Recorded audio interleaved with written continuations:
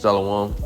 First and foremost, I want to give all praises, honor, and glory to Yahweh, by Hashem, Yahweh Shai, by Hashem, Kakwadash. Double honors to the apostles and elders of GMS that rule well.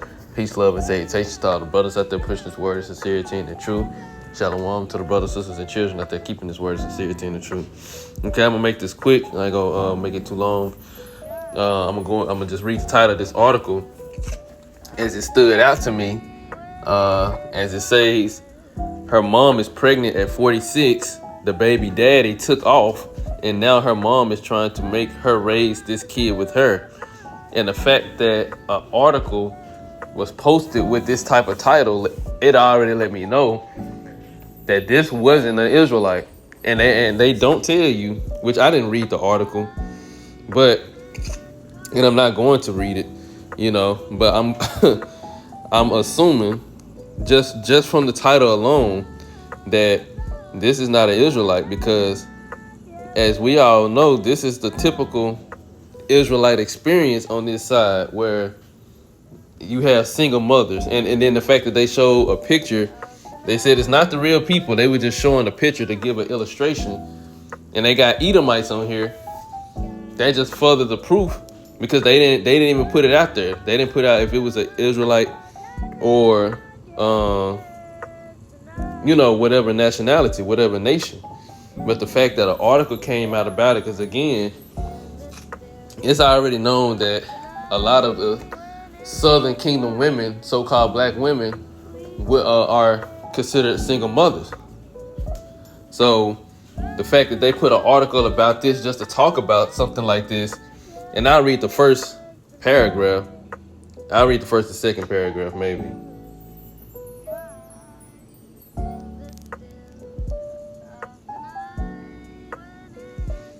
I'll read a little bit. It says, "We know it takes a village to raise a child, but what happens when the village is already exhausted, overbooked, and busy raising their own families?"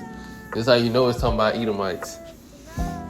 Her mom had a brief hookup that left her pregnant, and after the baby daddy ghosted her, her mom expected her to fill the void. What would you do if your mom suddenly dropped it on you that she thinks you need to help her raise a baby on the way? This 30-year-old woman has a 46-year-old mom who gave birth to her and her siblings when she was pretty young herself, 16 years old. That's a 16-year gap. Her sister is 24, and she has two brothers who are 20 and 27.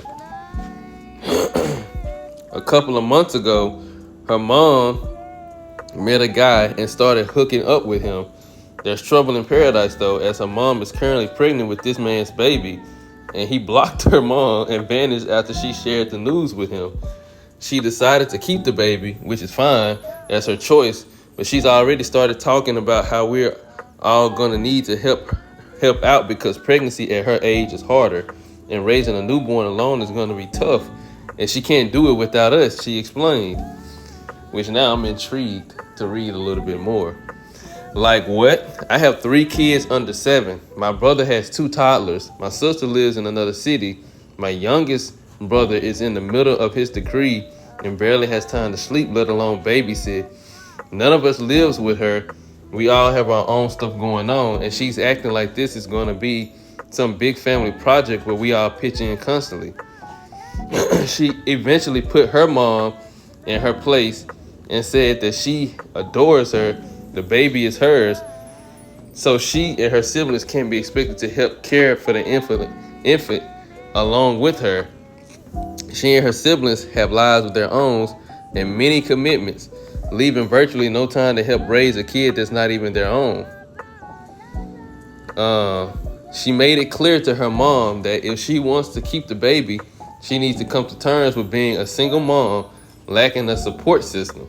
This is the typical Israelite experience for the so-called Israelite woman, predominantly the so-called black woman.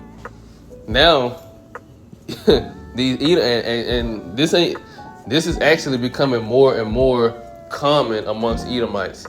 They don't talk about it. They don't tell you about it because they want to keep it on the hush. But Edomites are starting to experience this same exact thing. And I'm going to get the curse where it says it in Deuteronomy, and then I'm going to get where the Lord said he's going to put these curses on our enemies. She got really upset and said she always been there for us. Now when she needs us, we're turning our backs on her. But that's not what's happening. She continued. And the family strife, all of this was a typical Israelite experience. After Esau had done all his manipulation and all his wickedness to destroy our family structure, now that same trap that he set has happened to him. Well, them. We're just being realistic about what we can offer. We actually offer. Am I wrong for being honest with her?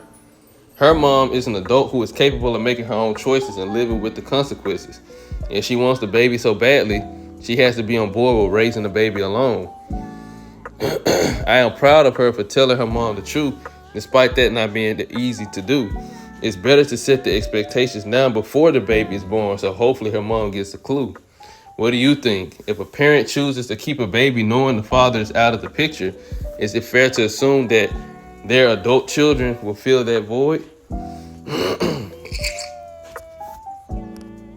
Again, the typical Israelite experience. But that's going to come to an end. And this is Deuteronomy 28.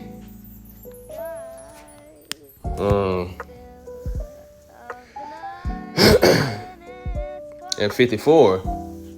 So that the man that is tender among you and very delicate, his eye shall be evil toward his brother, and toward the wife of his bosom, and toward the remnant of his children which he shall leave, so that he will not give to any of them of the flesh of his children whom he shall eat, because he hath nothing left in him. Well, mainly verse 54.